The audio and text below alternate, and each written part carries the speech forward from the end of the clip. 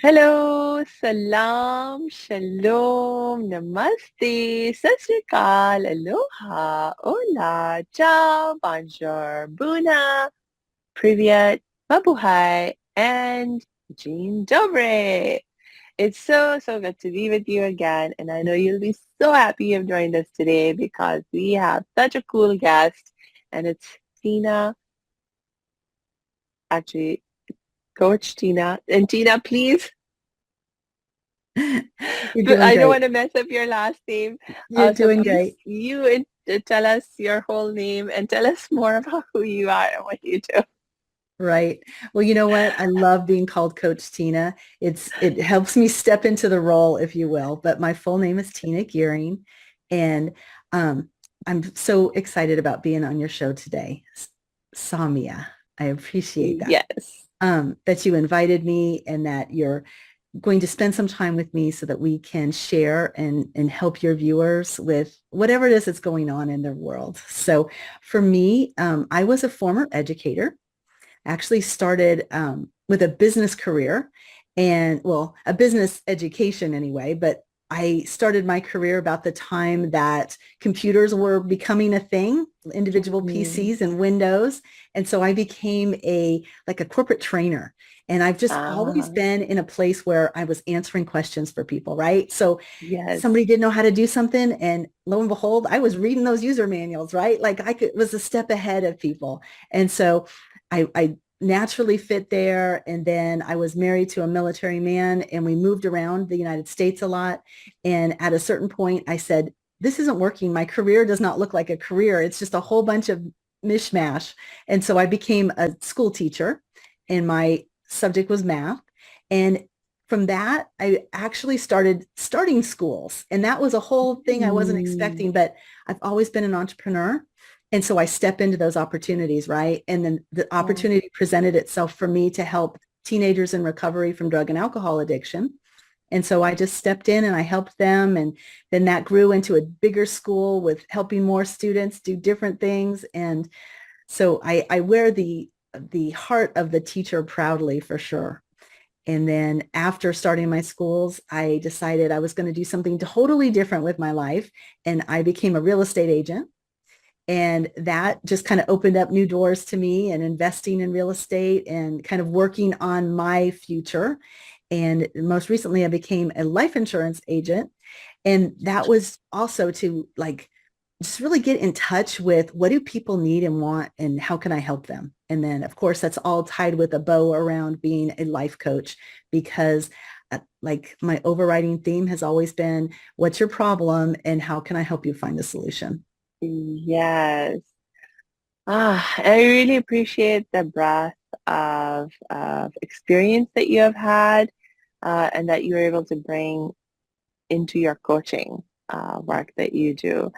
And I can see how um, uh, all of these experiences that you have really help you to help your people that you're coaching in much better ways and in more holistic ways because not only when you coach them, not only are you able to help them with any like personal kind of change issues that they may be struggling with, but I know you also help people shore up their net worth and Mhm. that for the financial side of things that they might be struggling with. So that is really, really awesome. Yay. Yes. Yeah. Oh gosh. So actually tell me more. I know one of the focuses that you have with your coaching work is that you love to guide uh, discouraged dreamers Hmm. on their journey to live a great life. Tell me a little bit more about what are some of the main challenges that you see there that you love to address? Sure. Well, it started with this idea that as women, there's several of us out there that Mm, have this big dreams, just that the desires in our heart are like so expansive. But yet when we sit and really look at what we're accomplishing, while we're accomplishing things, we're still not hitting that mark that it to us is Mm, like what I call my mountain moment, right? Like when you're on mm, top of that mountain, just like, yes, I'm getting everything that I planned. And so mm, I wanted to build a community where people could get together that had that drive within them, but really not a clue how to get there. Or it seemed like we were kind mm. of in the mud or mire and muck and just kind of Yeah, stuck. yeah. Yes, that is an all too common experience. Mhm. We on this show, we're speaking to a community of change makers, and our change makers, have amazing visions of how to create change in their lives and also create change in the world. And we can get stuck in the muck and, the mud and all of that kind of stuff, and not be sure about how do we actually get to achieve Mhm. the visions and the dreams that we have. And it really matters whether we achieve our dreams or not, because not only do they impact our lives, but they impact the lives of so many other people. If we achieve our Definitely. dreams, we make other people's lives better in significant ways. And so it really matters that we are able to access the help and support we need to make our Mhm. dreams come true. Yes. And being Yeah. around women that have that same thinking, like for a lot of years of my life, I just thought I was kind of crazy. I wasn't like Mm, anybody else. I've always been an achiever and I've always been dedicated to trying to be the best version of me that I could be. And yeah. I wasn't exactly meeting the same kinds of people, but with the explosion of COVID and being able to access people from all Mm, over the world, of course, I'm very strong in the Tony Robbins world. So I'm getting exposure to the masses, if you will. And nothing makes me happier than seeing thousands of people up on the screen from all over the world that share that same heart, that it's great to work on yourself and you want to better and you want more uh, yes. and you're not alone. Yes. Yes, we really do need to find those communities. The dominant culture, unfortunately, does not support that kind of thinking, that kind of drive. I think the dominant culture is designed to keep us on this path that theoretically is meant to be safe for us to stay on. But unfortunately, for a lot of people, even if they're able to achieve safety in that context, they're miserable. And more now, though, because of the way things are changing, the world is changing, there isn't even so much safety in Mm-hmm. those traditional pathways anymore. And so it's really become more of an illusion of safety to, follow those paths. And so it's like you're not even really safe anymore and you're miserable. Ah, Exactly. When I started my coaching, when I decided to step into it, I actually had shifted a whole bunch of stuff in my life and I was in a good place. And I read a book, which is what started my whole coaching movement. And the book reminded me that I could settle and just have that good life, or I could push to a life that was full of greatness. And I remember being terrified, right? Like it was cozy. Like I wasn't working hard. Everything was going great. And then I thought, but I'm meant for so much more. And if I don't do this, like who's going to? Like I don't want to be sitting on the mm, couch 30 years from now wishing I had tried something different. And so, like I said, I've kind of had this open door policy of try this or try that or yeah. see if it works for you. And to me, it's been beautiful. Yes. Yes. Yes. And I think one of the challenges that I often come up with um, when I'm working with change makers in my community is like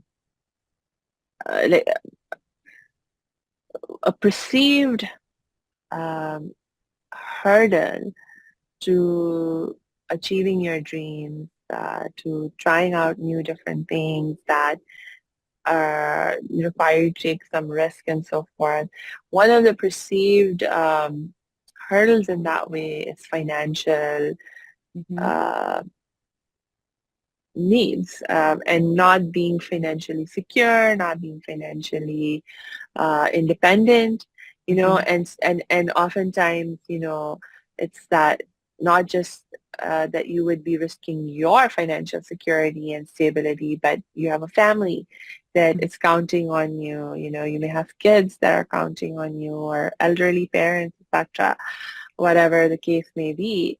And so it becomes, for a lot of people, a hurdle that they're like, oh gosh, no, I cannot. I might take this risk if it was just about me, but I'm not willing to put my family on that risky path. Mhm. And so a lot of times right there, then they feel like, oh, I cannot go forward, and the dream is put on hold, or the dream is, basically going to die. Um, so, I mean, that's one of the challenges that I'm seeing. And I know because this is an area that you help people with in terms of Right. financial um, stability, financial independence, etc. Can you maybe help us understand and give us some insights on Sure. how do you begin to shift that thinking? What kind of, yeah, let's talk about the shifting of the thinking first, and then we can talk about other things to do Sure. in that realm. Hey, thanks for tuning into this episode. Hope you're getting value out of it. For your information, this episode has been sponsored by the Happiness 101 program. Are you a change maker, coach, trainer, or healer? Are chains of fear holding you back from making the impact and income you desire? Using a unique combination of positive psychology and the spiritual wisdom of our most effective change makers, the Happiness 101 program helps you break through your limiting beliefs and manifest the abundance and success you desire with fun and ease. Interested? Book a free Happiness 101 exploration call with me, your happiness expert, Samia Bano. Just use my online calendar link in the show notes. Now, back to the show. Well, it's really interesting. I've always loved numbers. So I was always a student. I'm a lifelong Yeah. learner now and everything, but always numbers were friendly to me. And so Mm, I took that route of numbers are good and math is good. But for every person that I meet, I'm unique in that way. There's probably 10 people who are like, I hate numbers, I hate math, anything to do with that. And so you're talking about that shift. The shift started a long, long, long time ago for most people mm, when usually a traumatic experience in school or somebody said something about money that shifted them into a mindset of, I'm not good at this, or I don't deserve to have this money. I mean, one of the things that I do with people is go back and look at their money memories and like ah, really like what's your first memory of having money and what did that feel like? And when you start to explore those things, you really start to recognize that sometimes we're carrying baggage that isn't even ours, and it's so heavy that we can't bring it into where we are now. But I had that struggle. I mean, even though I was great with numbers, right? The money piece was really hard for me.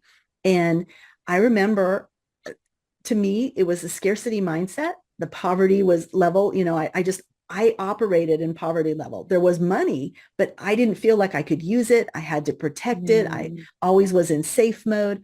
And so taking risk, totally off the table. And then I was divorced after 25 years of marriage, found myself in that situation where I was like, how in the world am I going to solve this problem? Right. And I, I looked back to what my kids had said to me, which I thought was so fascinating. So I have 3 of my own, and then I got remarried eventually. And my husband has 6. And so we have 9 adult children now, but lots of test cases to work on, right? But I remember a conversation that my son had said to me one time. He said, Mom, why are you poor, but dad's rich? And this is while we were still living together, right? Mm, And it yes. was my way that was about money versus how his dad was, which was very free and we have enough and, throw it all away kind of a thing. And Mm, I had to lean into the fact that it was all a message that was in my head. It wasn't reality. And, part of what I do when I work with people is we actually write the numbers down. We get real and honest, and it's not as scary when you see it on paper. And even if it is scary, when you're working towards increasing it and you start to get the gains, when you start to notice that I could maybe not do this and move this around, and it starts to make a much better picture, yeah. and you don't feel so overwhelmed. And, a real big breakthrough I had was when I started investing in myself, because that felt so foreign. Until I've experienced the other side of it, I didn't know, like $100 thing was out there. I had to always have the discounted item on sale or not have it at all. And when I finally realized I wasn't going to live like that anymore, it opened up so much more opportunity. Mm, yes. Yes. Yeah, the money memories that we have and the impact that they can have on us, most of us don't realize even. It wasn't until I started working with some coaches who did similar things where, um, we looked at our beliefs about money. We also looked at, how different personalities handle money, relate to money, and and to recognize that we have the power to create change in our lives. Mm-hmm. So whatever our current ways of thinking are, whatever our current habits are, if they're not in alignment with how we really want to be, where we want to go, we have the power to create change in our lives. Yes. And so that has definitely been very, very life-changing for me as well. And, I love to always talk about the mindset piece first because uh, I think people in general tend to discount how important it really is.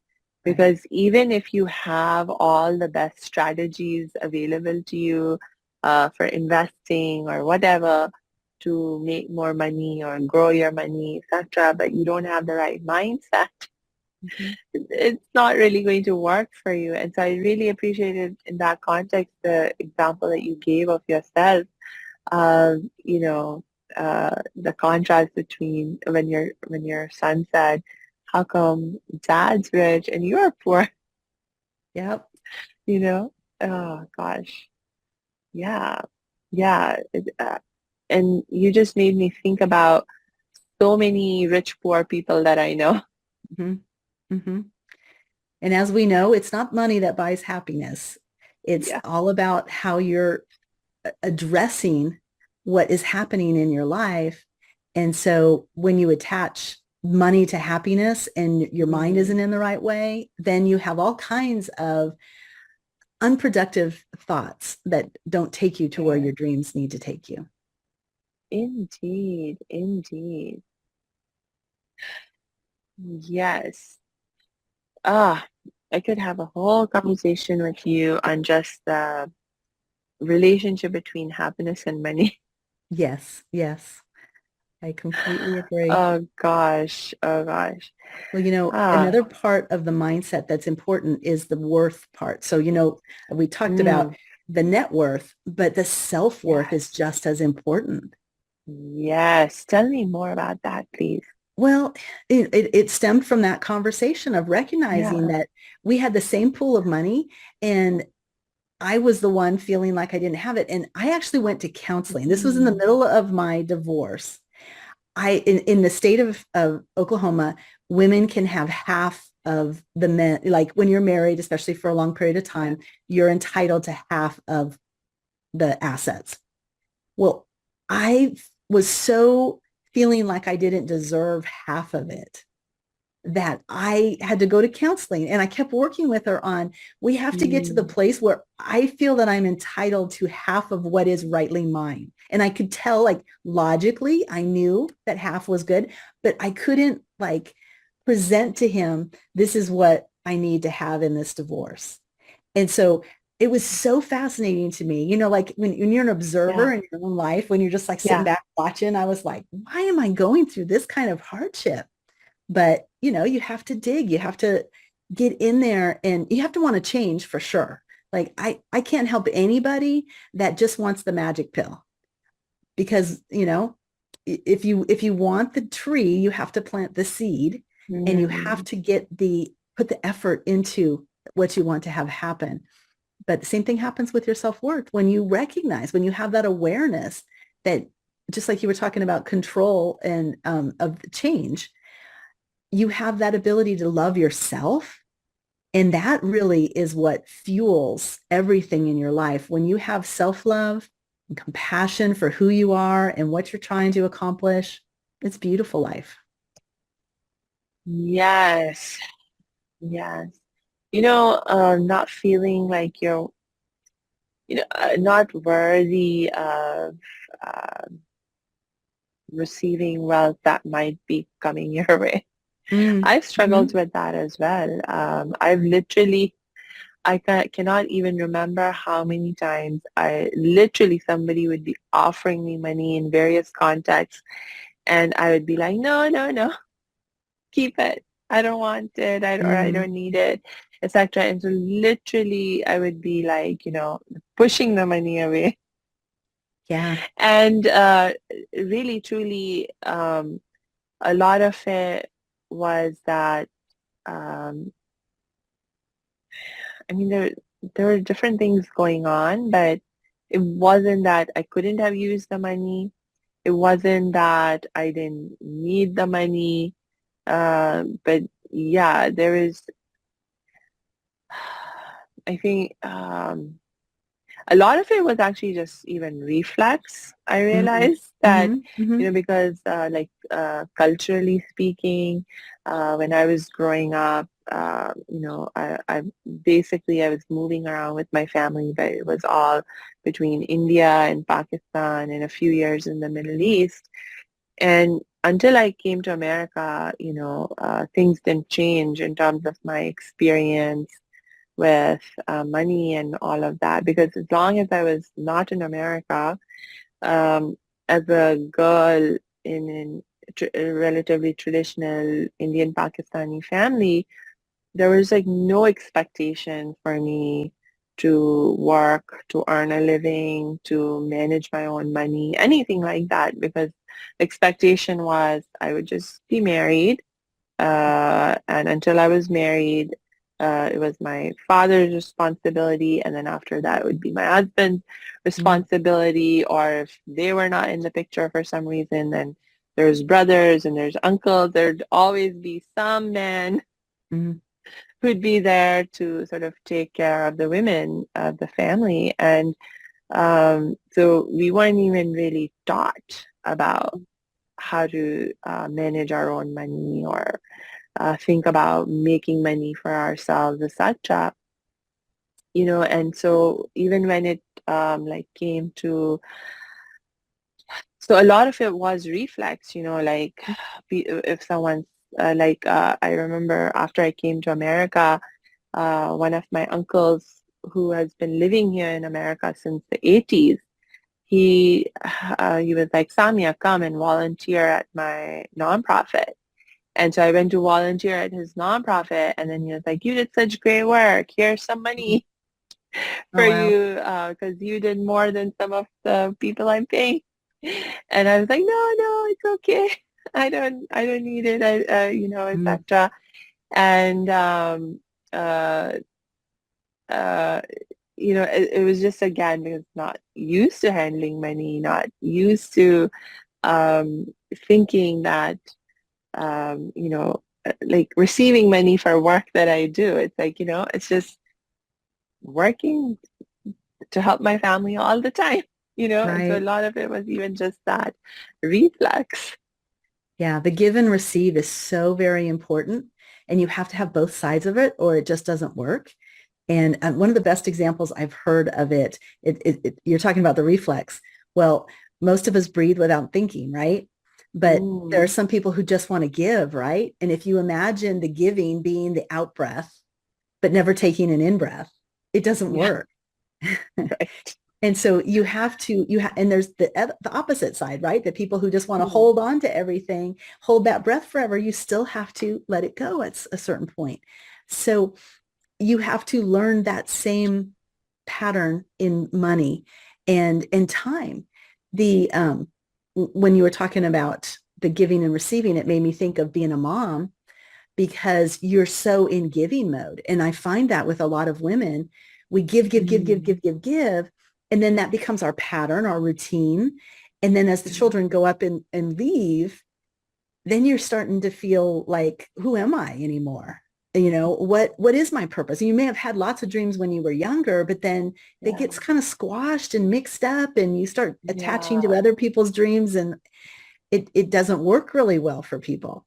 So that work on yourself that you need to do to understand who you are, to understand what you want, it's so key. And that's what I do when I work with people. I take them where they yeah, are. I don't, I recognize that every single person is different. Everybody has a different background, a different makeup, different set of thoughts that they're working through. And once we find out like what they're working with, then we start to address, what is it that you would like to change in your life? yeah. And, most people will have one thought, but like you said, that I cover the breadth of everything because if you only work, let's just say people that want to work on their businesses. Yeah. If you only work on your business, then all the other stuff starts to fall apart, your fitness. Yes. And so I have a 7F framework that I use that it just keeps us in balance. And it is fitness, but it's also finance and it's your family. And the field is what we call it. When it's your work or your business or your passion, whatever it is that you want to call what you spend the majority of your time doing. And then we have a faith component because it's so important. It doesn't matter what your Mm, faith is, but that you yeah, have, that you recognize there's more than you in the yeah, world, that you mm, have to rely on others. And so we have yeah, that faith component. And then we have friends, which again, another thing that kind of gets pushed to the wayside, especially yeah. as we're giving to everybody else, we're not taking care of our own personal needs. And so we have friends. And Yes, then my favorite is fun. So I know you do fun and easy. And I am yes. always trying to bring in exercises or activities that we can do in our community that add that fun component. Because let's face it, it's kind of hard sometimes to do the ongoing uh, disciplined life. And so, Yes. we mix it up. We do things that are unconventional, but that make it so that you want to keep doing it. And we build Yeah. habits that way. We build routines and mindset changes based on what is it that we want to do versus just sitting back and letting life happen to you. Mm, yes. I love these F's that you have. With the 7 F Seven that you F's. Yeah. mentioned. Yes. And I especially, when you said the F for faith, that's fairly uncommon in Yes. terms of when you work with people who are dealing with like financial coaches, etc. Almost none of them will talk to you about the faith part of Yeah. things. And yet, you are so right, Tina. That is such a critical aspect of our lives. Hmm. Um, uh, my gosh. I mean, when we talk about making change fun and easy, I've been finding that the working on the faith aspect for myself has been one of the most critical aspects of what is allowing me to make change more fun and easy in my life. Hmm. Because like for me, the aspect of faith that I have been working on growing for myself is, the aspect of surrendering more, letting go more of whatever it is that burdens me. Mhm. And my gosh, I mean, when you let go of those burdens to whatever extent you're able to let go of them, ah, you just feel so much lighter. Yes, And yes. the energy that you regain once Mhm. you have let go of those burdens, wow. Now you have that energy to refocus, on uh, really pushing forward to doing what you need to do, and uh, you know the energy and motivation to dream bigger dreams and Mhm. uh, all of that good stuff. So it's like such an important aspect. I'm so happy to know that it's something that you also incorporate. Yes, yes, very much so. Ah, nice. Okay, so and tell me a little bit more also about the fun F. So, for example, I mean, uh, let me think about um, the, could you maybe give me an example of a fun activity or something that you teach that helps your people, Sure. um, um, and then we can take that into our own lives as well. Yep. Well, actually, the beginning of this year, when we started Yeah. 2024, we ran a workshop, and um, what I did is I made like a bingo sheet. Have you ever played bingo? So, Yes. you have the five columns and the five rows, and I let everybody we let everybody through the seven F's and different ideas and things about thinking about our entire year. And then all the blanks, all the fields were blank. And so then they got to put in what a goal of theirs was. And then we basically have been playing bingo all year, and people, are letting me know that they got a row across, or they did a diagonal, and it's been really fun because I didn't dictate what needed to happen in their life. That was what they were saying was Mm. important to them.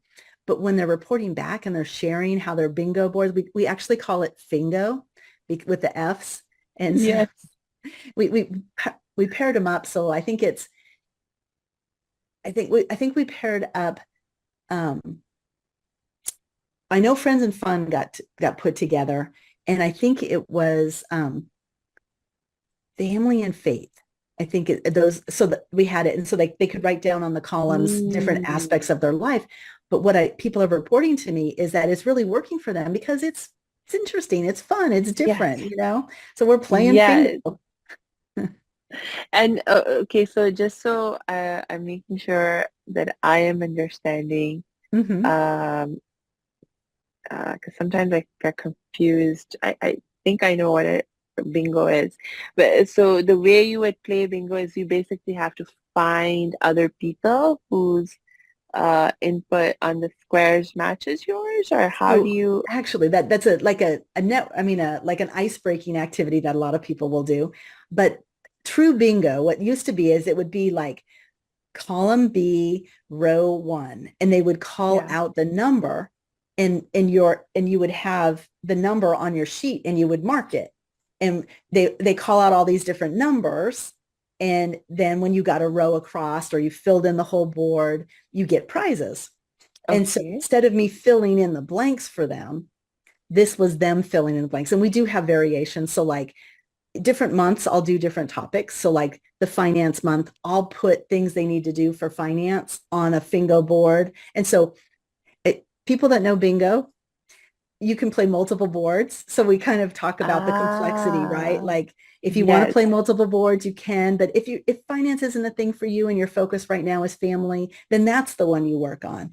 But I like to let people expand or contract as much as they want, if that makes sense. Right. I'm Yes. not a cookie cutter. Give me a recipe. Mhm. This is exactly like how my life worked is how it should work for you, because that doesn't work for me. When people Right. try to tell me the steps, I love them dearly. I love that they did that, but I need it personalized for me. Yes. And that's the kind of coaching that I really specialize in.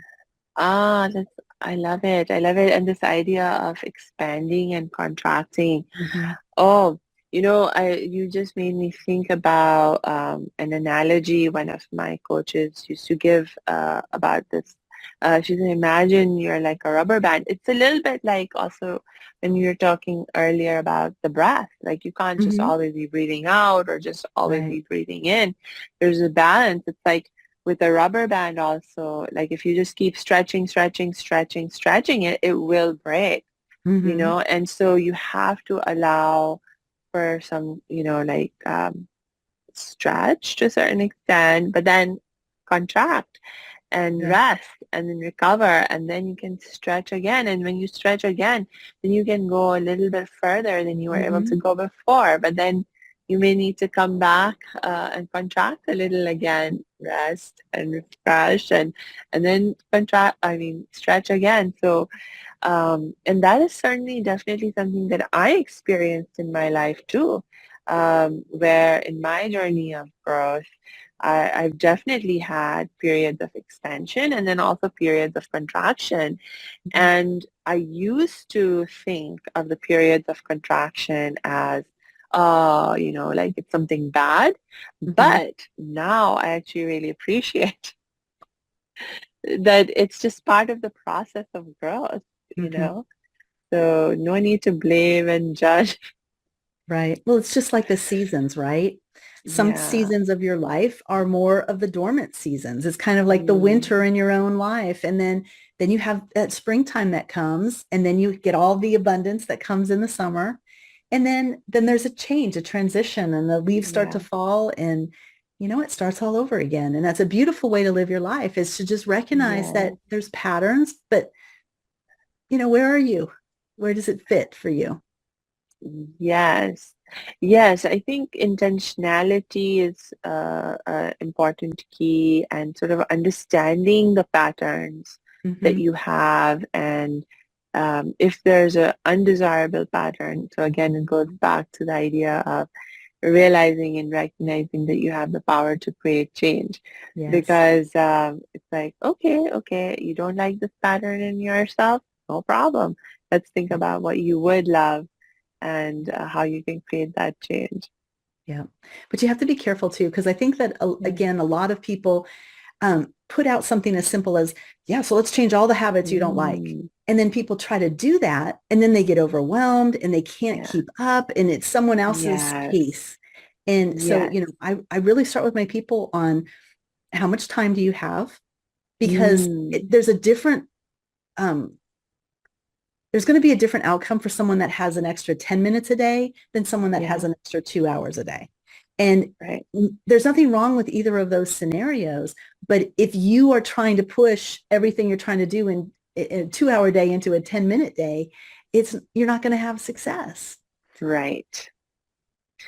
Yes. And so, so the idea would be to look realistically at where you're at, what you can Mhm. manage with what you have, and then focus on Yeah, something that you can manage within your exactly. current circumstances.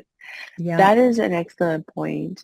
Mm, it reminds me of this is actually one of the big mistakes actually people make in the Hmm. context of goal setting. You're so right about this. Hmm. That an example.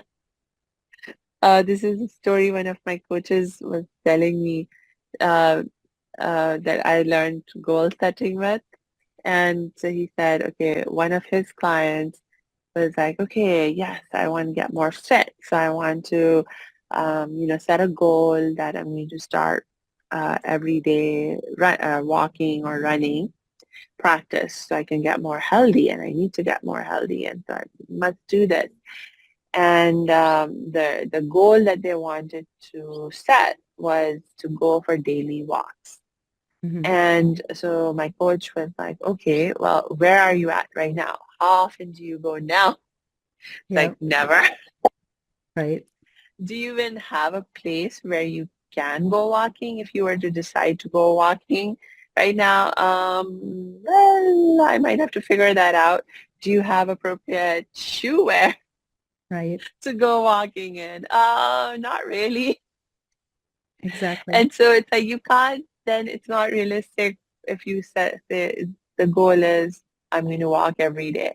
No, it's going to be, okay, first let's make sure we have a good pair of shoes. Mm-hmm. By when can you get the shoes? And then, identify a place where you can walk easily and enjoyably and so forth. And then, maybe you can set a goal and say, okay, I'm going to go once a week because Right. if right now it's at the zero, even once a week, getting consistent with that, it would take some effort.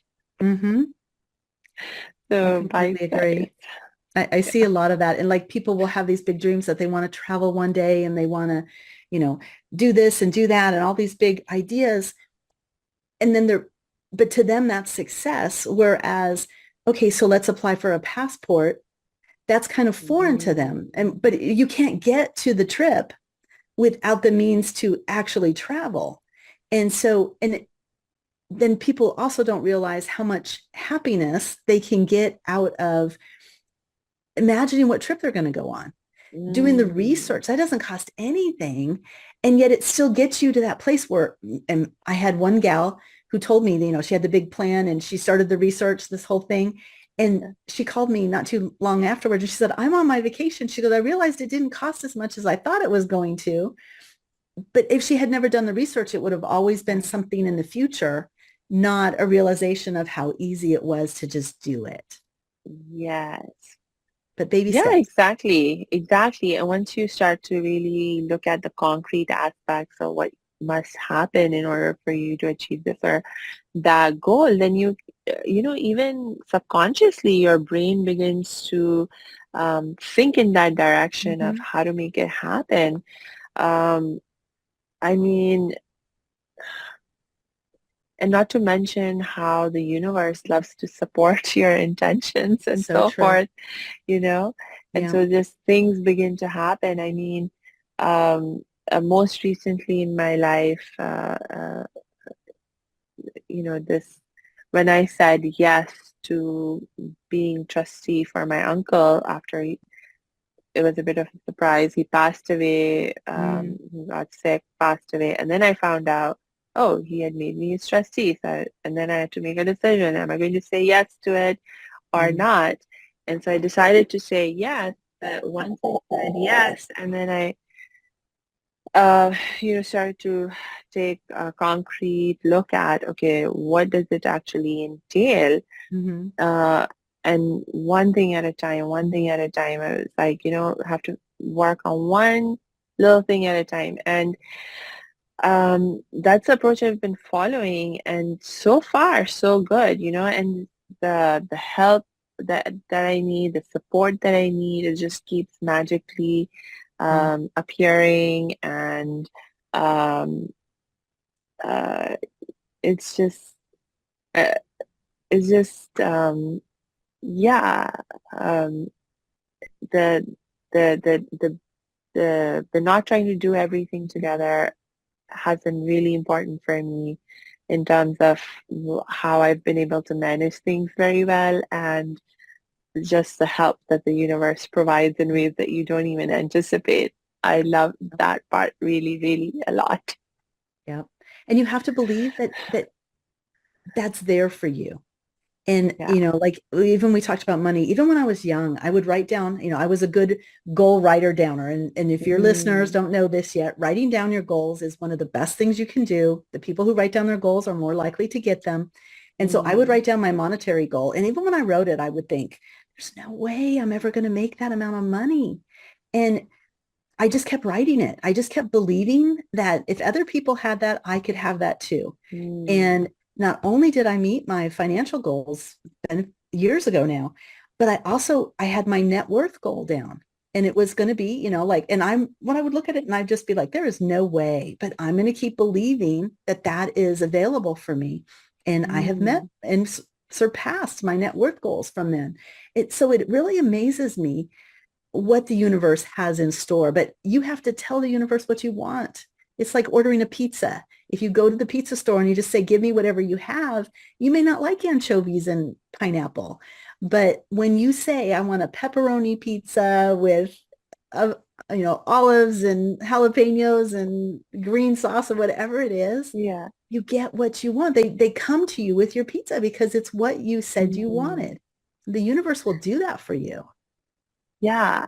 Is there a balance to hit between how specific you get and leaving things Mm. open in terms of the vision or the goal or the dream that you have and what it ends up manifesting as? Sure. I always help people to say, and this or something better, you know, Mm, um, yeah, because you don't know. You can't even dream as yeah, big as what is actually possible. And so, right. what you want to do is dream as big as you can right now, but leave your opening for what's available next. Because when you get there, Mm, like in my mountain moments, right? You get to the top yeah, of the mountain, you're going to have a new vantage point, and you can see that maybe yes, there's another mountain over there that you need to actually yes, go climb. And since you can't yes, fly, you're probably going to have to go down a little bit, like we talked about, and then have that yes. harder aspect of going back up another hill. But that's how we grow. That's how we develop Mm, into who we're meant to be. yes, I love that idea of this or something better, this or something better. Oh, because it also like for me it comes back to that faith piece, Mm-hmm, that mm-hmm, um like just like you said, even the best dream that I can have, it's from my limited perspective. And so to have more and more deeply that faith that, the universe uh, loves me, taking care of me, and has the ability and the desire to give me even more amazing things than I can dream of right now. And so to leave that door open, to be open to that, that is wonderful. mm-hmm. And, again, like Yeah. using our kids as examples, if they were to ask you for a special gift, Mm. if it's within your means, you try to give them that, or even something better than they could imagine. You give them the Yes. upgraded version or the Yeah. Disneyland trip with all the bells and whistles. You know what I mean? Like, and I believe the Yes. universe is like that too, that it's looking out for us and wanting us to Mhm. have the very best. Yes. That is such an important mindset shift and shift in my belief that I've Mhm. had that has really changed my life to believe more and more deeply every day that the universe truly is on my side. It's a friendly Mhm. universe, and that I'm being continually um, loved and taken care of. Because Mhm. oftentimes, especially if you're just looking at things from a very logical, rational perspective, just like a lot of research shows that depressed people are actually more accurate, generally, more realistic in their assessment of things. Mhm. And like if you ask them to make predictions, they statistically they're more accurate Right, than happy people. right, right. But that's the thing is that in a lot of ways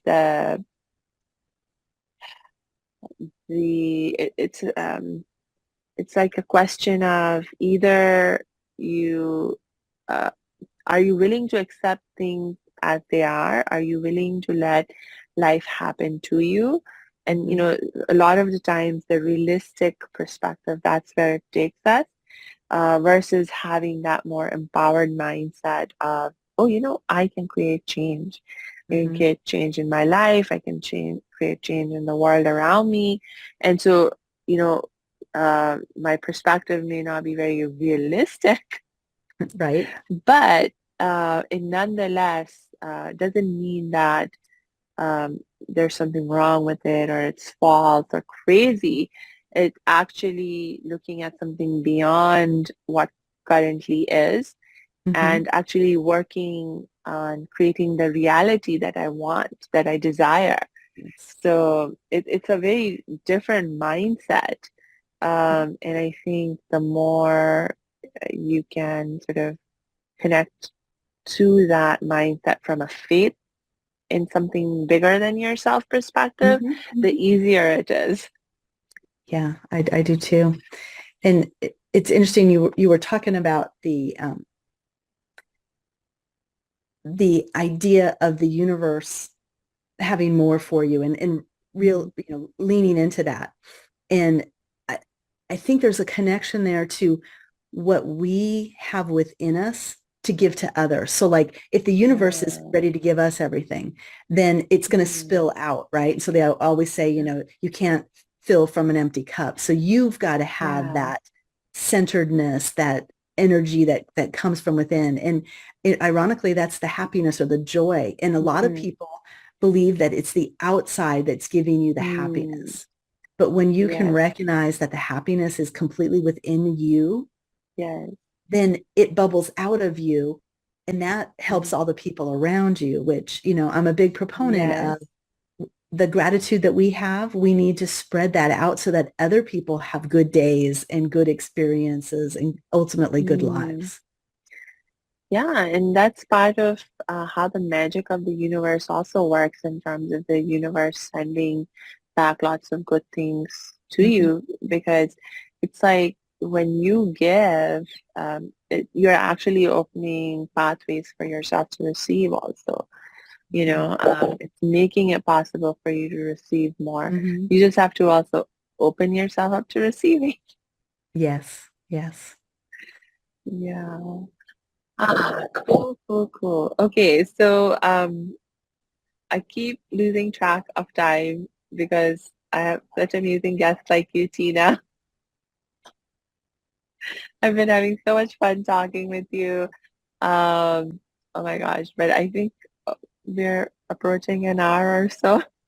Yes. So we should probably begin to wrap up. So my last reminder to you, our listener, is to please make sure you check the show notes because we will for sure, drop Tina's links in there so you can connect with her and continue to learn with her. And until we connect next time, wishing you lots and lots of peace and joy. Thank you very much.